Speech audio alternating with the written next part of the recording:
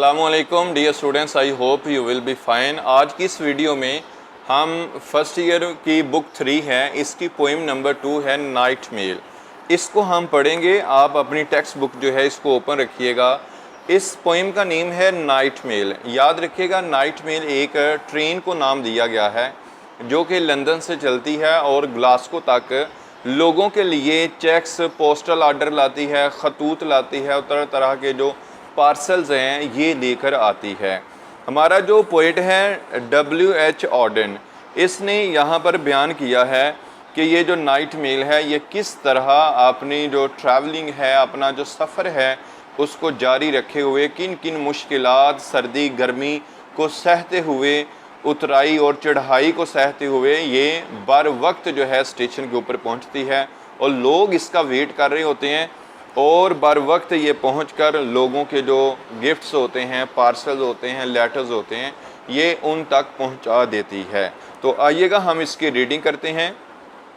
This is the night mail crossing the border. ये है night mail, यानी train है जो कि लोगों के लिए खतूत लाती है क्रॉसिंग द बॉर्डर, और ये बॉर्डर को, एक हदूद को, हद को, लिमिट को क्रॉस कर रही है। Bringing the cheque and the postal order, और ये क्या लाती है? लोगों के लिए चेक लेकर आती है और डाक। Letters for the rich, rich यानी अमीरों के लिए लेटर्स लाती है, खतूत लाती है। लेटर्स फॉर द पुअर, और गरीबों के लिए भी खतूत लाती है। The shop at the corner, कहता है वो जो कोने पे दुकान है उस दुकानदार के लिए, शॉपकीपर के लिए भी खत लाती है। द गर्ल नेक्स्ट डोर, उस दुकान से जो अगला घर है वहाँ पर एक लड़की रहती है और वो भी वेट कर रही है कि उसके लिए एक ख़त आ रहा है। तो ये जो ट्रेन है, नाइट मेल है, उस लड़की के लिए भी ख़त लेकर आती है। पुलिंग अप बिटॉक, स्कॉटलैंड के अंदर एक गांव है, उसको उस गांव का नाम है बिटॉक। तो बिटॉक के ऊपर से, यानी ये पिछले हिस्से पर चट्टान है और पहाड़ी सिलसिला है एक, तो जो रेल की पटरी है वो आहिस्ता आहिस्ता पहाड़ी के ऊपर चढ़ती है फिर नीचे उतरती है। तो याद रखिएगा, बिटॉक जो गांव है इसकी बैक साइड के ऊपर ये पहाड़ी है और ये मतलब बिटॉक के ऊपर से, यानी पीछे से पहाड़ी के ऊपर ये ट्रेन चढ़ती है और फिर नीचे उतरती है। पुलिंग अप बिटॉक अ स्टडी क्लाइम, ये कहता है ये एक मुसलसल चढ़ाई चढ़ती है।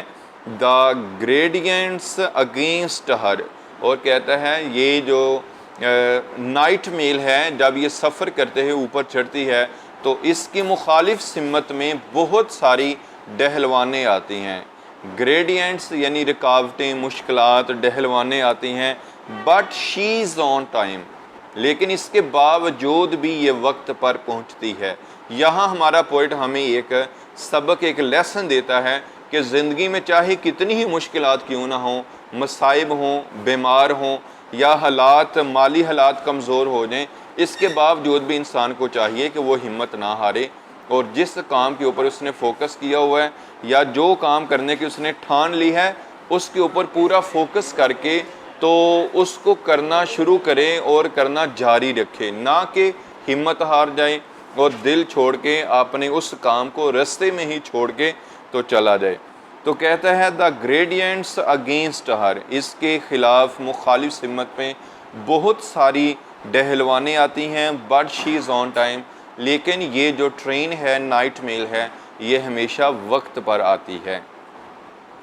पास्ट कॉटन्स ग्रास, कपास की जो फसल है उसके पास से गुजरती है।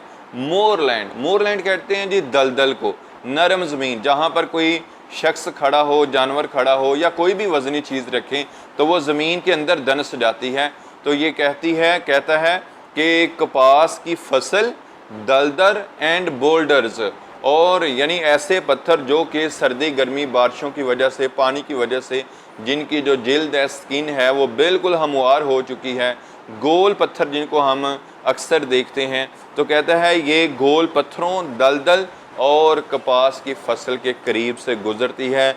शॉवलिंग वाइट स्टीम, शॉवलिंग का मीनिंग होता है बाहर निकालना, ठीक है, पुश करना किसी चीज़ को।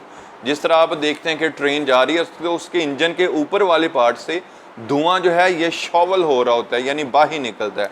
शॉवलिंग वाइट स्टीम, सफ़ेद धुआं उगलते हुए ओवरऑल शोल्डर, अपने कंधों से। स्नॉटिंग नाइजली, स्नॉट का मीनिंग होता है जब कोई शख्स सो रहा हो तो वो नाक के ज़रिए खराटे लेता है। तो शोर शराबा यहाँ मुराद लेंगे कि ये शोर करते हुए गुजरती है। She passes silent miles of wind bent grass, कहता है कि झुकी हुई घास जो कि हवा चलने की वजह से घास मैदानों में झुक जाती है। तो कहता है कई मील जो है खामोशी के साथ ट्रेन जो है ऐसे मैदानों में से भी गुजर जाती है। बर्ड्स टर्न देयर हेड्स, जो परिंदे हैं वो अपने सर मोड़ के देखते हैं। एज शी अप्रोचेस, जब ये पहुंचती है, जब ये आती है तो परिंदे अपने सरों को मोड़ के देखते हैं। स्टेयर फ्रॉम बुशेस, वो झाड़ियों में, वो दरख्तों में बैठ के अपने अपने घोंसलों के अंदर बैठे होते हैं, तो वहाँ पर ये बैठ के, स्टेयर का मीनिंग होता है गौर से देखना। परिंदे जो हैं गौर से देखते हैं किस चीज़ को? हर ब्लैंक फेस्ड कोचेज, ये जो नाइट मेल है इसकी जो खाली सीटें होती हैं, तो इन खाली सीटों को परिंदे जो हैं वो गौर से अपने घोंसलों में, झाड़ियों में बैठकर देख रहे होते हैं। Sheep dogs can not turn her course, कहता है ये जो रखवाले कुत्ते डेरों पर, हवेलियों में लोगों ने रखे होते हैं जानवरों की रखवाली के लिए, जब इन कुत्तों या डेरों के पास से ट्रेन गुजरती है तो ये जो कुत्ते हैं, रखवाले कुत्ते, ये इसकी रफ्तार को नहीं बदल सकते। यानी ट्रेन जा रही है, इसका रुख नहीं बदल सकते।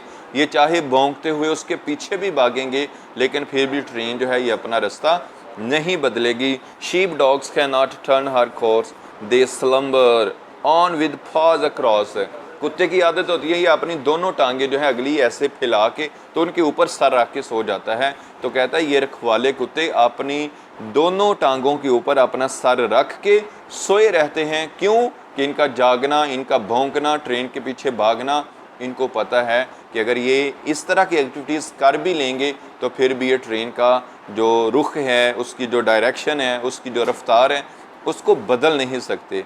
लास्ट लाइन देखिएगा, in the farm she passes no one wakes, जब ये किसी हवेली, फार्म हाउस, डेरे के करीब से गुजरती है जहाँ पर देहाती लोग रहते हैं, किसान वगैरह सोए होते हैं, वहाँ से जब ये गुजरती है, in the farm she passes, जब ये किसी डेरे, हवेली या घर के करीब से गुजरती है, नो वन वेक्स, तो वहाँ पर कोई शख्स भी इसके आने की वजह से या इस ट्रेन के शोर की वजह से नहीं जागता। But a jug in a bedroom gently shakes, लेकिन बेडरूम में पड़ा हुआ जो टेबल है उसके ऊपर जो जग पड़ा होता है, इस ट्रेन की वाइब्रेशन की वजह से, इसकी स्पीड की वजह से वो जो जग है वो आहिस्ता से शेक करता है, यानी हिलता है, उसके अंदर वाइब्रेशन पैदा हो जाती है। मैं उम्मीद करता हूँ कि ये पोइम आपको समझ आ चुकी होगी। अगर आप मेरे चैनल पे न्यू हैं तो इस चैनल को ज़रूर सब्सक्राइब कीजिएगा।